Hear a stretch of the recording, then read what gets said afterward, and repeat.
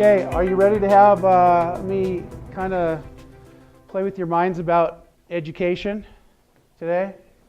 All right, so we're going to do that.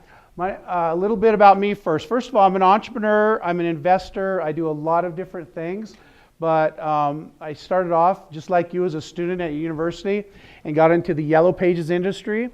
I'm going to tell you a little bit about that. Is this going to work for me? Let's see. Computer USB. Let's see. I might have to stand up here. I don't know, Sarah, if you want to see if you can get this working. I can't get it working. All right. So I'm an entrepreneur that got in the Yellow Pages business. And the Yellow Pages industry, after school, ended up being a fascinating time for me. In 1984, the Yellow Page industry got blown up by the divestiture of AT&T, meaning that AT&T, the company that owned the telephone and Yellow Pages and telephone manufacturing industry for 100 plus years, was split into 8 different companies. And that was right as I graduated from school, which created a huge opportunity for me to go into this lucrative business called Yellow Pages. And I became a leader in the Yellow Pages industry with a company up in Seattle. And I had this company, and over about a dozen years, I did crazy things like rename it Banana Pages instead of calling it Yellow Pages. I then took this idea in 1995 at the dawn of the internet era and put the first ever Yellow Pages on the internet. Now, I sold my print company because I saw the future of the internet. And when I did this, I didn't know what I was getting into, but in 1996, everybody in my industry in the print business thought I was crazy, but the internet people thought I was cool, and so I went with the internet people. And 2 years later, we went public. And that company was InfoSpace. So I had a company called Yellow Pages on the Internet that I started because I had the print business. And then I merged in with people that were leaving Microsoft. 3 guys, 2 of them really good software engineers. And we created this company, and InfoSpace still exists today. I retired in 2001. Why I was able to retire? Because this is what happened to me. This is one of my experiences to just share with you just to get to know me a little bit. The stock went public in December of 1998. And this is an interesting experience for an entrepreneur to actually not just build a company and not just sell it to another company, but to actually go public and sell it to people that will buy shares on a stock market. And I remember being in my conference room on March 15th and watching the first thing on the screen as it started ticking and trading. It came out on that day and it closed that day at $20 a share. And if you think about that, we were actually kind of disappointed. And you go, why were you disappointed? That's a 33% gain in one day of everybody's wealth that started the company. And it's because it was the craziest time ever in the history of the stock market in terms of valuations. Matter of fact, it went so crazy on us that we had 3 2-for-1 splits over the next 18 months. Now, do you know what a 2-for-1 split is?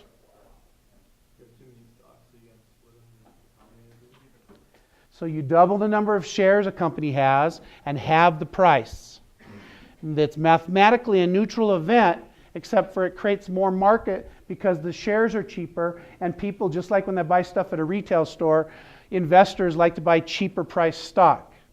So that's what happened. But the long and short story here is that this was wildly successful beyond my dreams as a young student. All of this culminated with a price that went through the roof and created more wealth than I ever thought I'd see in my life.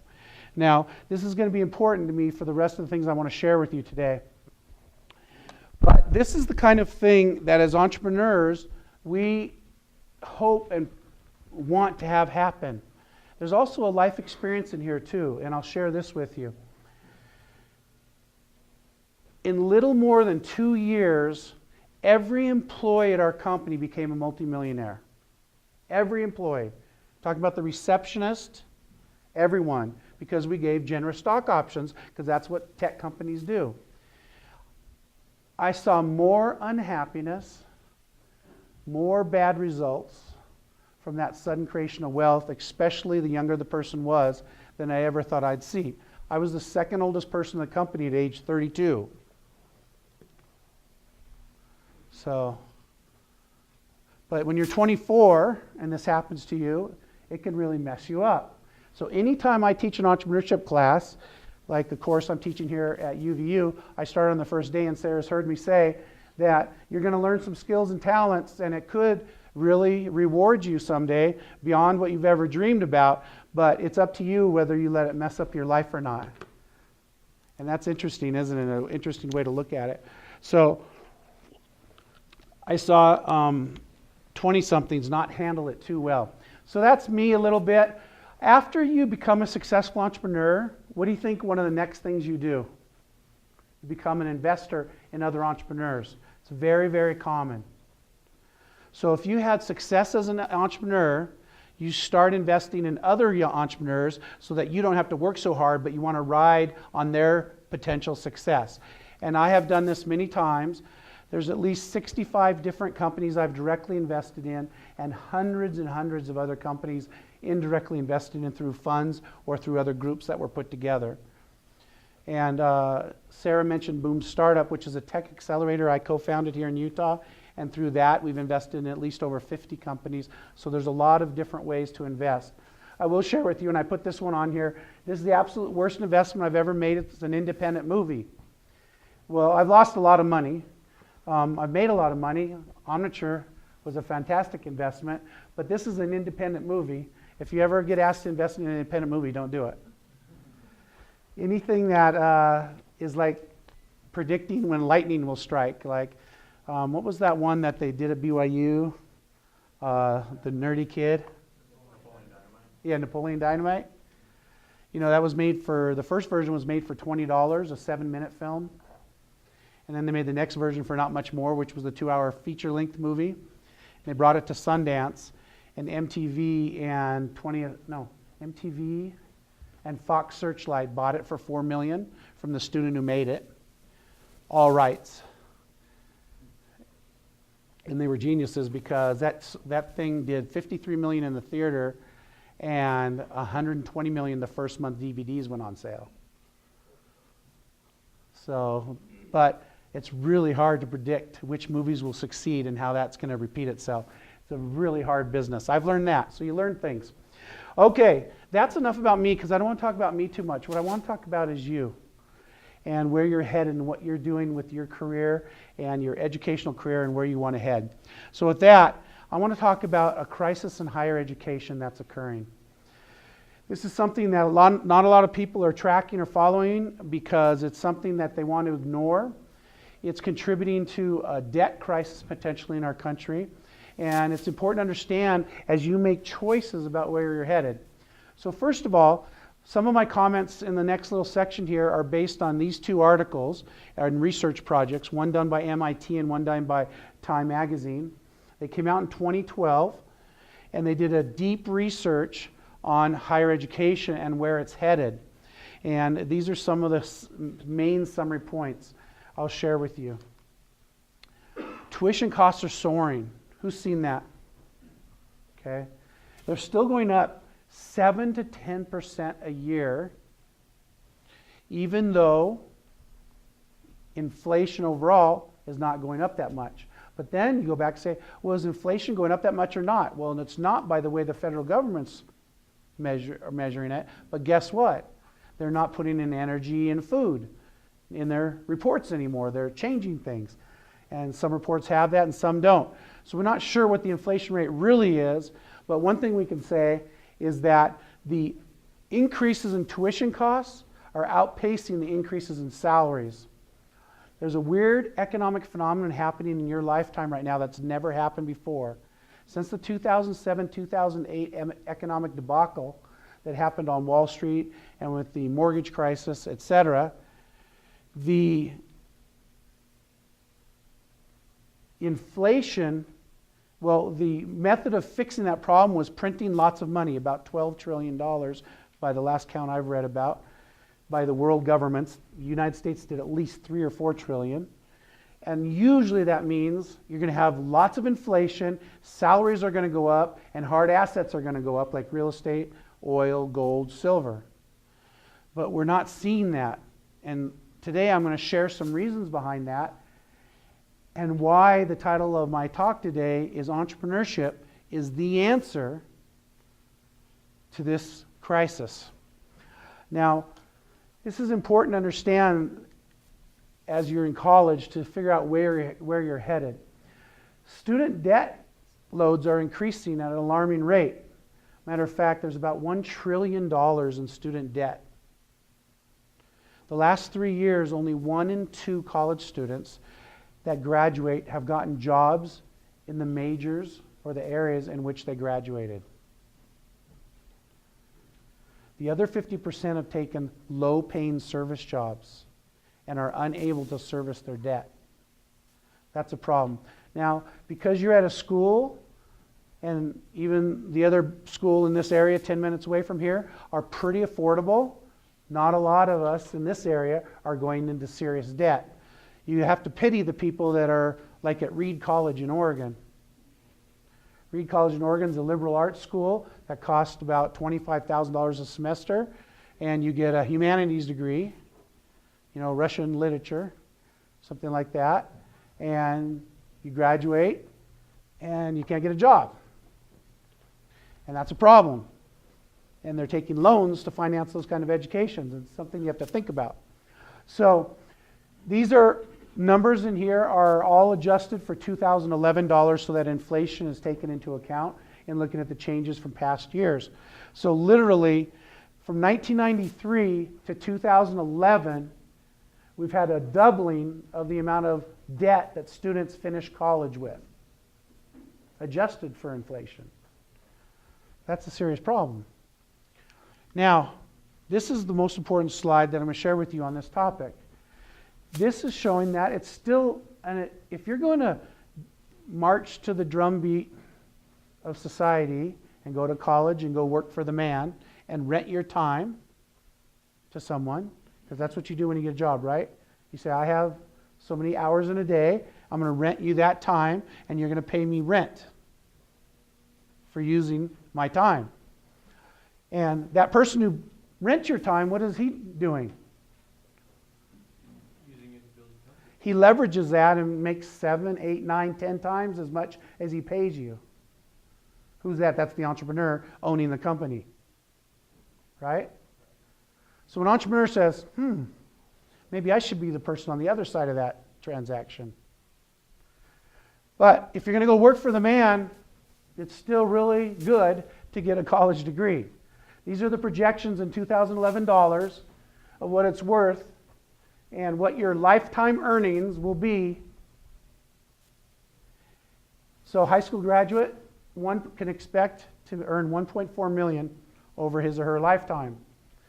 Getting a 4-year degree, that goes up to $2.4 million or another $1 million. So it's worth it. If you go on and get a PhD, you make $3.5 million. If you get a professional degree, which is like a law degree or a chiropractic degree, a medical degree, an osteopathic degree, one of those, you get 4.2 million lifetime earnings.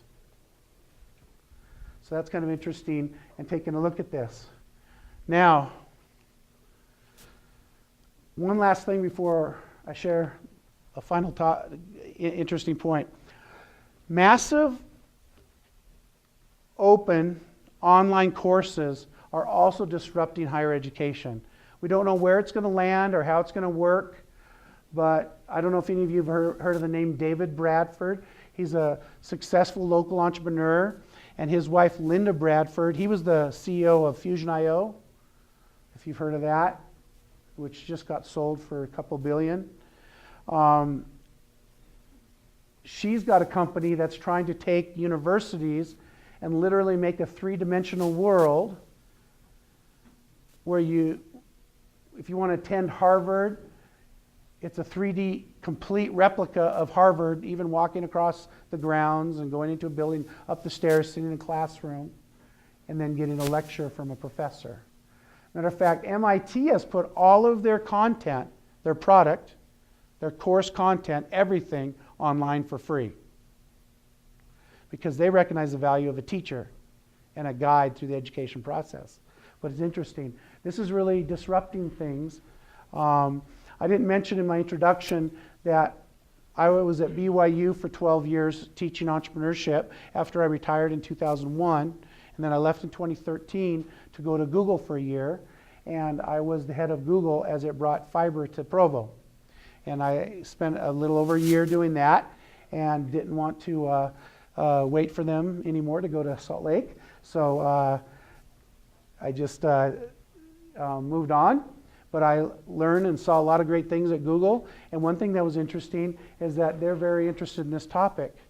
So you got companies like that and others working on these massive online courses. And that's kind of fascinating. Lots of interesting opportunity. I have no doubt that a huge opportunity for entrepreneurs will be in the disruption of the higher education industry over the next 20 years.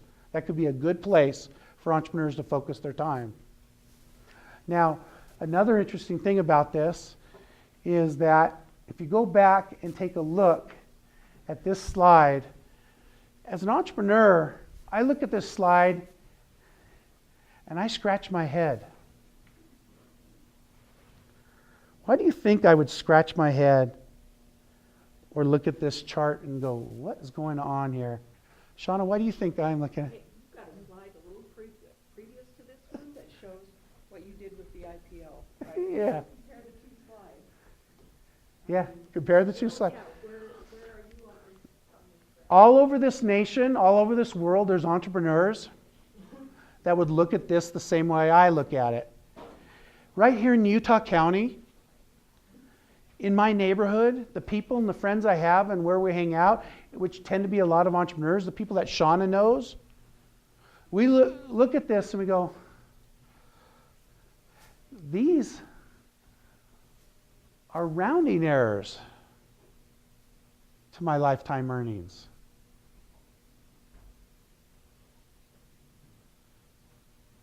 Now that seems bold and brash and weird and kind of cocky to say, but it's very true. I have a friend who knows how to start a company and in 2 to 4 years sell it and make 6 to 20 million every time he does it like clockwork. I have another friend who, if he invests in a company, he has to take it over because the CEO isn't very good and he becomes CEO. In 2 years, he'll make 6 million. And I've seen him repeat this process. There's principles and knowledge that when combined with a hard work ethic are combustible. This is something that I shared in my other class, and I'll share it with you, and I don't mean to make it any kind of weird thing by saying it, but literally, like, there's been times in my life where I was making this per month.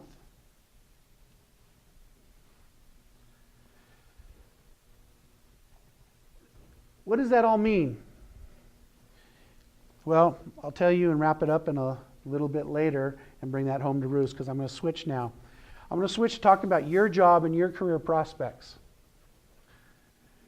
Where is your career headed? The problem we've got going on right now, and it's happening all over the country, is that issue of coming out of college and not getting a job in the major you've chosen.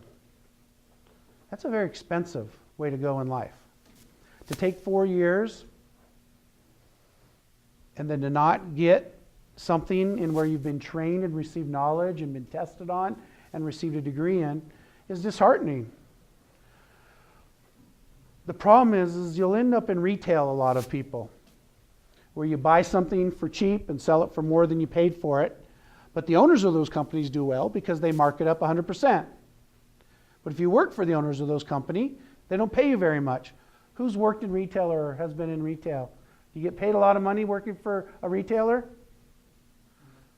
That's because they usually mark things up. They buy something for $4 and sell for $8, and after they pay their rent and all their expenses and all this other stuff, they don't have a lot left over. So, but a problem is a lot of people are ending up in retail. The average salary, $19,300 a year. And if you leave with $25,000 to $100,000 of debt, that's going to be a problem. That could take a lot of years to get level and to start creating some positive net worth for yourself and getting ahead of the game. Now, one thing to think about is getting an internship at some of these great companies while you're in school. And that is an interesting thought. Internships 2-3 years ago were hot, hot, hot. But guess what happened? I love lawyers. I'm joking, I don't love lawyers, but there's some good ones. Lawyers ruined this. Just in the years where they started having so many students getting great internships, then what happened? Within 2 years, so many lawsuits because interns were saying, well, I never got paid, or I didn't get paid what I was worth, and it constructively, according to the legal claims, thwarted the federal employment laws, and now you can't get the same type of internships that were being offered, which is really sad because those were leading to some great door openings and great resume builders for students. So that's one thing, though. If those are still available some places, you can see if you can make them work. Now here's another interesting alternative that's going on right now. When you're in school, 4 years, count the total amount of money it costs for tuition for 4 years and the expenses revolving around attending and what it costs during those 4 years, and then compare it to this. There's a new phenomenon that's been going on now for the past 5 or so years nationwide, and these are software engineering boot camps. These are boot camps that take a non-coder, a person who doesn't know how to program, and in 12 weeks makes them completely employable in a vocation that will serve them for the next 40 years. And you have to start asking yourself, what about this? What's really going on? Well, first of all, there's a negative 4% unemployment rate in software engineering in Utah, for example. If every person who called themselves a software engineer were employed as a software engineer, there'd still be 4% of the jobs unfilled. That creates a very good supply and demand situation for the employee. And that's how it is in Utah right now. The worst problem in entrepreneurship, above all, in the entire entrepreneurship ecosystem, is the lack of software engineers. About 50% of all startups are software-based. How many times do you hear this, Shauna, a semester? Pretty much every entrepreneur that comes in, can you connect me with somebody that knows how to program? Yep, at BYU, I had to put up a web page because I was tired of answering the question. I actually get about 7 to 10 contacts a week from a person saying, John, you got to help me get a software engineer. It's in huge demand. And it's not just huge demand at one segment. It's at the highest corporate level, the largest corporations in the state, all the way down to the student at a school starting a software company with his friend in his garage. And they're all hungry and desperate for software coders. So this has created this educational opportunity, an entrepreneur to create a non-certified, non-accredited school. And there's at least 3 in Utah. There's DevPoint Labs, Coding Campus, and Dev Mountain. A little disclaimer, my son's a co-founder of Dev Mountain. But these schools, what they do is they take a person and put them through a 12-week course, and they have nearly 100% placement, and about 6 weeks into the 12-week course, 3 job offers to every student. Matter of fact, the smart companies in the state now contact these schools. 1 week into the program, they're taking the students out to lunch and dinner already. And so I started going, what is going on here? My son saw this opportunity and pounced on it. And I go, what is going on here? There's thousands and thousands of students in Utah County at the 2 big universities. And a lot of them say they can't find a job after they graduate. And then somebody goes to some 12-week program and gets a really killer job. Is that really happening? And it is. There was a young lady that I met that went through Dev Mountain, And she was at the demo day. They end the 12 weeks by showing off what they learned. And I went over there and I said, tell me your story. And she goes, well, I got an economics degree from BYU. Spent a year trying to find a job. Couldn't get a job. I was about ready to go back to Wisconsin and live with my parents and take a waitress job. And then I heard about this. And I go, well, what happened? She goes, well, they accepted me in the program, and I paid the tuition. About 6 weeks in, I got 3 job offers. And I took one. This was, of course, I met her at the end of the 12 weeks. And she goes, and I took one. I go, well, what is it? She goes, well, I'm starting at $65,000 a year as a junior coder. I go, really? And that's interesting. It's just kind of an interesting data point for what's going on. And so these are some of the realities of today's world. Now, let's talk about the future just a little bit. First of all, I'm going to make sure I keep honest on time, doing pretty good. There's a magazine article done in the year 2000 where Time magazine did a massive, there's at least 60 pages in this edition of this magazine about the Earth and the status of it and what's going, and a huge amount of it was dedicated to the world's population. So let me ask you this question. By when, okay, right now there's how many people in the world? How many? It just passed 7 billion, okay? When they did it, it was 6 billion. So just in about 12, 14 years, we've had another billion people go up. So when do you think they projected that the world would hit 12 billion? What year? Yell louder so I can hear because I'm old. This year. Huh? This year. No. 2020. 2020? Any other guesses? Anybody? 2025. No. Never. Never. It's never going to hit 12 billion. Why do you think that is? Pardon? Sustainability. I think the Earth can sustain a lot of people. Nope. The reason is because that word up there, urbanization. Here's the reason why. Their hypothesis is this, is that up until about 150 years ago, the world was agricultural. And 90% of all humans had their work in and participate in agriculture to live. They had to work 10 to 12 hours a day just to get food. Boy, has that changed. What do we have now?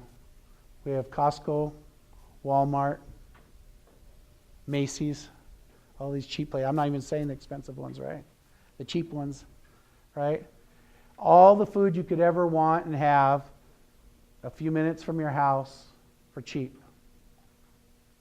Now it's like less than 1% of the world's population is involved in food because of technological advancement. But also urbanization. Now, if it's an agricultural society, who's the wealthiest person in a village, a town, a region? Yeah, and the more land, what do you have to have? People to work it. So usually then, who were the main ones to be the managers and take it over and let the next generation? You had to have lots of kids. And sorry to say, at some point, some people thought sons were more important than, back in the day. So they could work hard and work the land. So if you had lots of sons, if you had lots of children, you were wealthy because you could do lots of things that were important to surviving and flourishing, relatively speaking. How is that today? How important is it to have lots of children to be successful? Not at all. Monetarily. Most people think it's ignorance these days. So with urbanization, now in the last 15 years, 500 million people from Western China have been taken from abject poverty to middle class and moved to the east coast of China. More wealth than the world's ever seen created in such a short amount of time, and so much amassing of wealth. And It's just an interesting thing to see what's happening in the world. Mexico City has over 35 million people. That country, so many people have come from poor villages and areas and congregate around that it's like 120 miles wide. It takes 2 hours to drive from one side of Mexico City to the other, just a city. And so this huge city centers and this urbanization makes it very unattractive to have a large family. Very non-competitive. Much better to be a dink, double income, no kids. If you're going to be working in the middle of Chicago or the middle of London or the middle of Mexico City, you're going to have fewer kids, both the mother or the husband and wife working, and you're going to have a much better lifestyle. That says a lot about the predominant culture here in Utah and where we're headed. It's going to be interesting to see how that happens. But this is important to think about where you're headed and what that means. As an entrepreneur, I'm thinking, what opportunities does that present? Now, I want to share with you, in the time I have remaining, some important concepts to wrap this up and wrap it up with a strong entrepreneurial finish. And I really want you to listen to this video, because this video is, I've been thinking a lot about this topic, wondering why in the world has the recovery not created more jobs?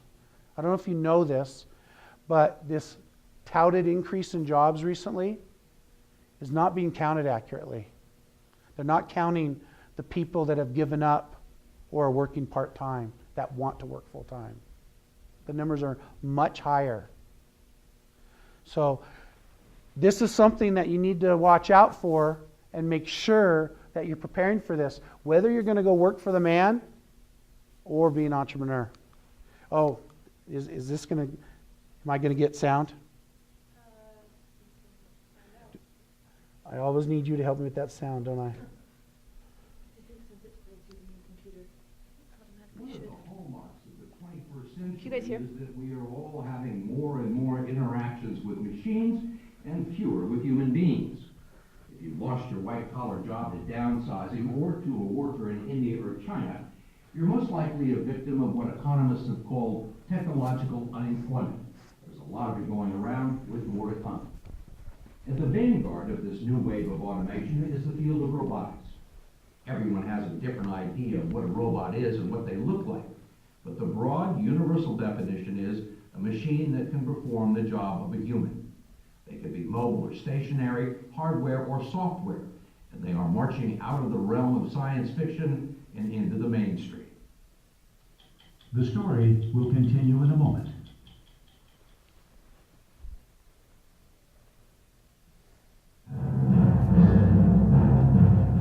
The age of robots has been anticipated since the beginning of the last century. Fritz Lang fantasized about it in his 1927 film Metropolis. In the 1940s and 50s, robots were often portrayed as household help. Can I take your hat and coat? And by the time the Star Wars trilogy arrived, robots with their computerized brains and nerve systems had been fully integrated into our imagination. Now they're finally here, but instead of serving us, we find them competing for our jobs. And according to MIT professors Eric Brynjolfsson and Andrew McAfee, one of the reasons for the jobless recovery. Our economy is bigger than it was before the start of the Great Recession. Corporate profits are back. Business investment in hardware and software is back higher than it's ever been. What's not back is the jobs. And you think technology and increased automation is a factor in that? Absolutely. The percentage of Americans with jobs is at a 20-year low. Just a few years ago, if you traveled by air, you would have interacted with a human ticket agent.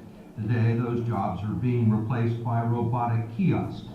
Bank tellers have given way to ATMs. Sales clerks are surrendering to e-commerce. I'm an automated system that can... And switchboard operators and secretaries to voice recognition technology.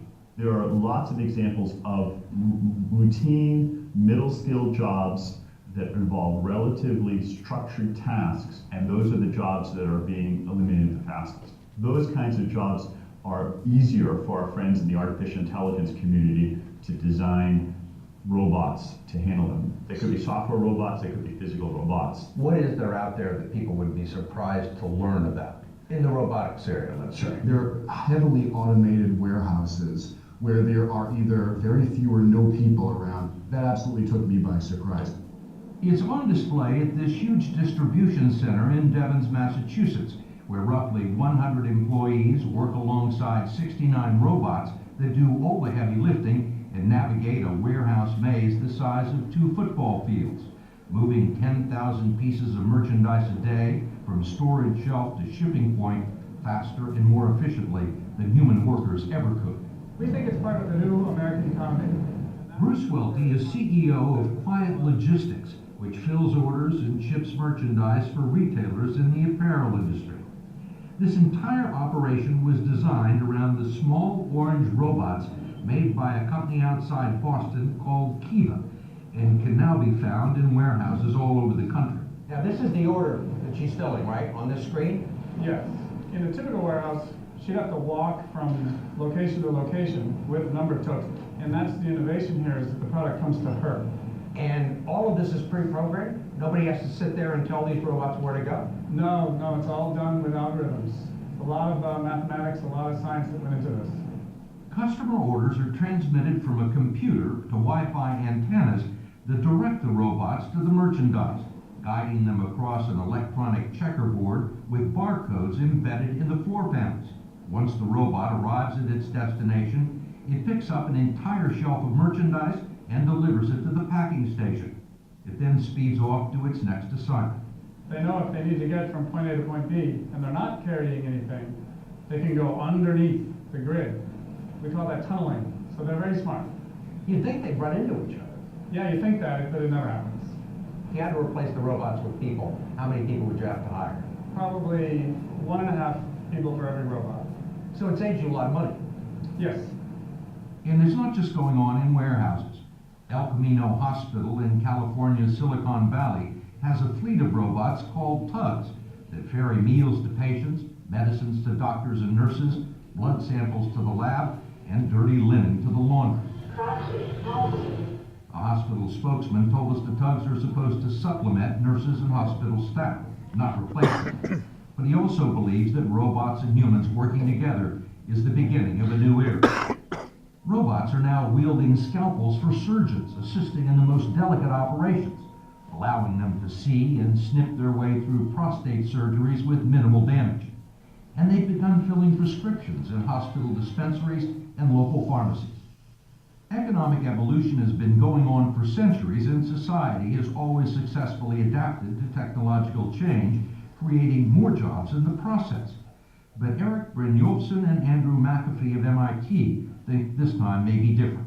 Technology is always creating jobs, it's always destroying jobs, but right now the pace is accelerating, it's faster, we think, than ever before in history. So as a consequence, we are not creating jobs at the same pace that we need to. And we ain't seen nothing yet. The changes are coming so quickly, it's been difficult for workers to retrain themselves and for entrepreneurs to figure out where the next opportunities may be. The catalyst is something called computer learning, or artificial intelligence, the ability to feed massive amounts of data into supercomputers and program them to teach themselves and improve their performance. What's the weather like today? It's how Apple was able to create Siri, the iPhone robot. Here's the weather for today. And Google, its self-driving car. We've been amazed at how rapidly this has been happening. This is Jeopardy! IBM's deep QA system that plays Jeopardy. We had a contest here that played against our best MIT students, the best Harvard students we could put it up against, and not surprisingly, Watson won. And it's being used in real practical applications now on Wall Street and in call centers. Siri, millions of people are using that every day. The fact that computers can now understand and respond to human speech, the fact that they can actually generate prose of decent quality, they can drive cars, they can win at Jeopardy. We're seeing technology demonstrate skills that it's never ever done before. And it's putting new categories of jobs in the sights of automation, the 60% of the workforce that makes its living gathering and analyzing information. This piece of software, called e-discovery, is now used by law firms in the discovery portion of legal proceedings, a job that used to require hundreds of people sifting through boxes and boxes of documents. We now have robots gathering intelligence and fighting wars, and robot computers trading stocks on Wall Street. It's all part of a massive high-tech industry that's contributed enormous productivity and wealth to the American economy, but surprisingly little in the way of employment. We absolutely are creating new jobs, new companies, and entirely new industries these days. When Eric and I go out to Silicon Valley and look around, the scale and the pace of creation is astonishing. What these companies are not doing, though, is hiring a ton of people to help them with their work. Because they don't have them, because they can't find them, because they don't need they can't find everyone they need, but they don't need that many people to work in these incredibly large and influential companies. To make that concrete, Apple, Amazon, Facebook, and Google are now all public companies. Combined, they have something close to $1 trillion in market capitalization. Together, the four of them employ fewer than 150,000 people, and that's less than the number of new entrants into the American workforce every month. And it's roughly half the number of people that work for General Electric. Ironically, one of the few bright spots is a modest rise in U.S. manufacturing, an early casualty of automation that is making a comeback because of it. This Tesla factory in California turns out battery-powered cars using There's only a couple minutes left on that. Sorry that I got started late on that. I really want to give you a homework assignment. Go to YouTube and look at these two videos. Humans Need Not Apply in Meet Savioke. And you will see way beyond this video what's really going on in the highest levels of jobs that you can think of that robotics is threatening. Now, what does this all mean, and what's the message I want to leave you with today? If we take a look at this, and this is the takeaway today, and I told you that higher education's in crisis, that jobs are being threatened by automation and robotics in ways that we've never ever seen before, truly a different way. We're in the weirdest economic era. We should be having runaway salary inflation, and it's not happening. It's really fascinating.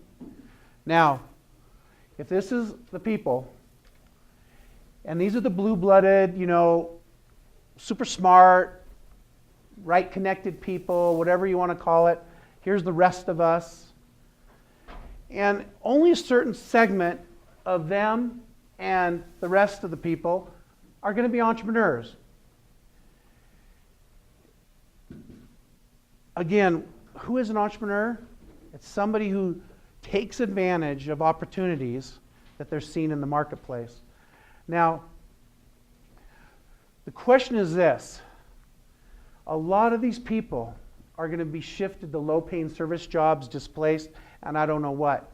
The end of this video and the end of the other videos I asked you to watch, the last question is, the $64,000 question is, what are all the people going to do?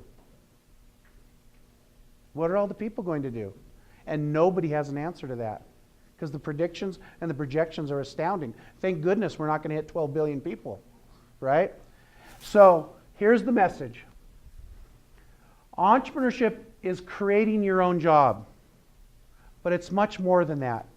It can and it should be much more than that.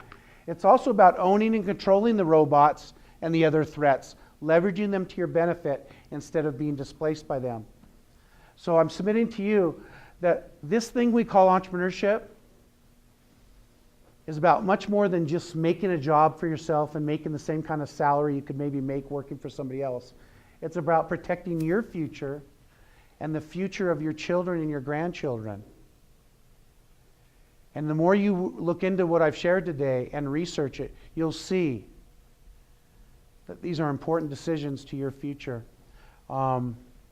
Thanks for your time, and sorry that I went a couple minutes over. Thank you.